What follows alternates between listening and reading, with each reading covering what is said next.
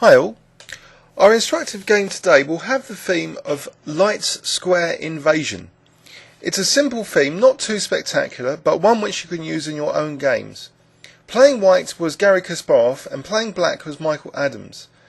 It was the Cannes simultaneous display, I believe over 10 boards, played in 1988 by satellite.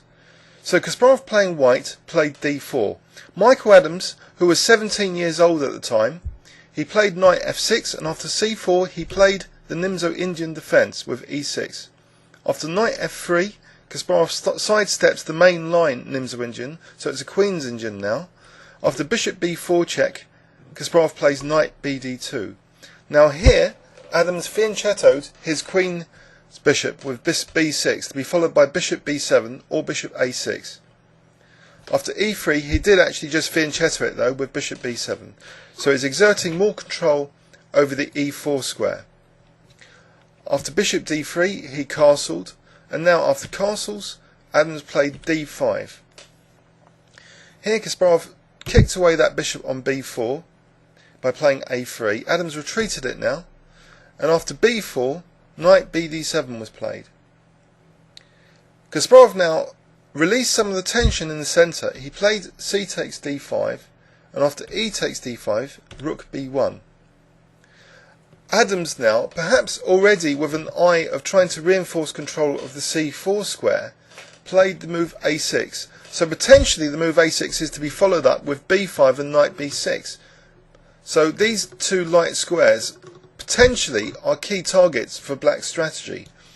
After knight e5, Kasparov has seemingly very aggressive intentions now to get a kind of stonewall attack going against the black king.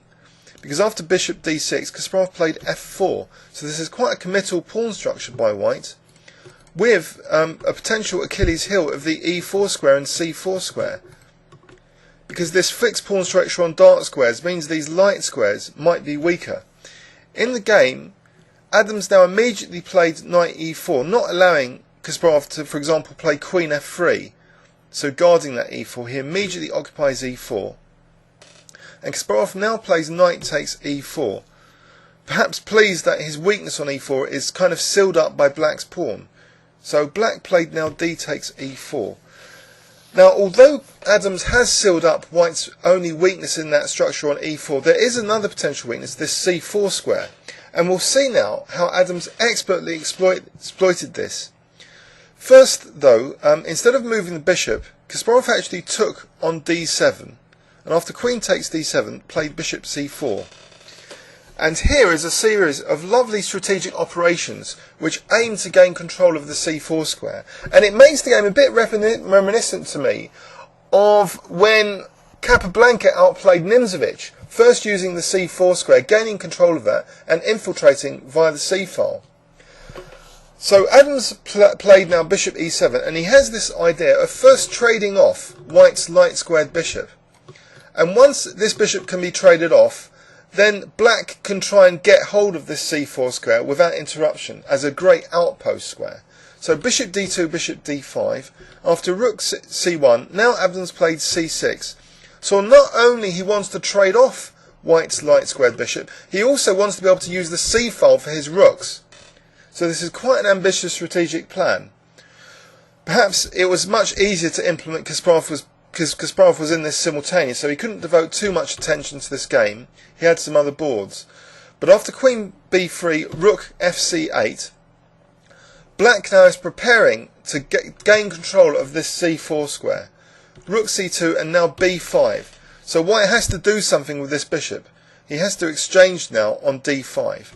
So black not only has got rid of his bad bishop, he's also emphasised this c4 square.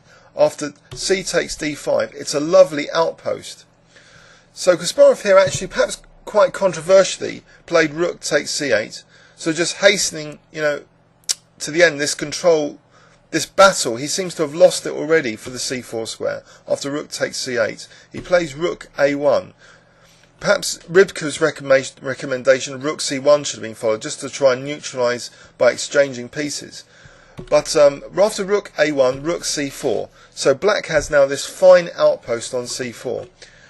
After a4, Kasparov is trying to peel open the A file, but Adams just played now G6, so giving some air to his king, and after A3, King G7. So the black king's quite safe here, but how will Adams increase the positional pressure now?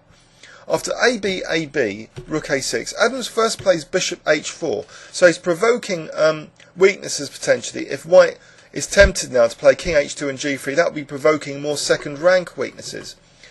Kasparov though does play King H2, so he might play G3 in some relations, but now Adams plays Queen C8, so he's going to invade with his rook on this 7th rank now, so to exert more pressure here.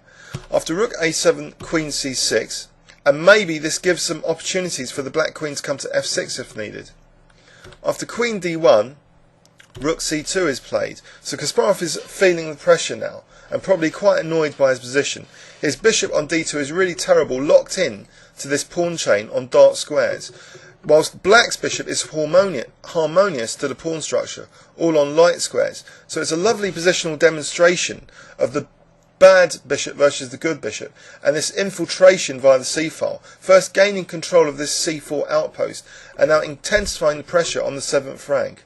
After Queen G4, Bishop F6, black's king is still very safe here, but Kasparov, he retreats to D1 now, and after Rook B2, Adams is simply threatening things like Queen C4 or Queen C2 now to intensify the pressure. Bishop E1, now Queen C4, which is creating possibilities now of just Queen F1. So it was all simple positional chess, gradually increasing the advantages to trumps, starting off with the light square bishop exchange earlier, gaining control of C4, and now this infiltrating of Rook and Queen into the heart of White's position. After Queen G4, Queen F1, and White's, getting very, very desperate now. Kasparov played F5, and after just G5 by black, black is now threatening things like H5, decoying the queen away from the G2 pawn. So Kasparov is now just tied up in knots. His position, according to Rybka, is actually completely lost now. After Queen G3, Adams played H5. So again, there's lots of threats like H4 now, or maybe G4 and H4. So White's just been run out of moves here. After Bishop C3, Adams simply played Rook C2. So he's not minding black playing Rook A1. In fact, here Kasparov had just had enough. He resigned, probably disgusted with his position. If he had tried Rook A1 as a final desperate ploy, Rook A1 to attack the queen, then Adams would simply have H4 here, and this just wins material. Because, for example, Rook takes F1 is just HG and Rook takes C3, and if Queen G4, then actually Rook C1, believe it or not, just winning the bishop. Because after Rook takes C1, Queen takes C1, that poor bishop which is imprisoned is actually impossible to defend here. White's just losing it. So Kasparov had had enough after Rook C2. Let's have a look in overview and summary of this game, with special emphasis on this light square, demonstration basically. So Adams in the middle game had managed to get rid of his bad bishop, his bad light squared bishop, because Kasparov had a fixed pawn structure and gave Adams access to this D5 square, which was used expertly to try and get this bishop exchange after this bishop E7. So once this bishop D5 was played, Adams was able then to work on stage 2 of his positional plan, which was to gain control of the C4 square. And after gaining control of that C4 square, black first strengthened his king position, and then started the infiltration on the 7th rank. And here, Kasparov just started to be tied in knots. So the light squares were used expertly, with the black queen and rook becoming extremely menacing.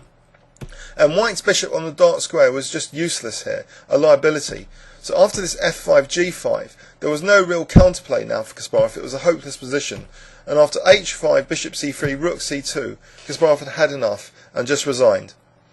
I hope you enjoyed that, and please leave any comments on YouTube. Thanks very much.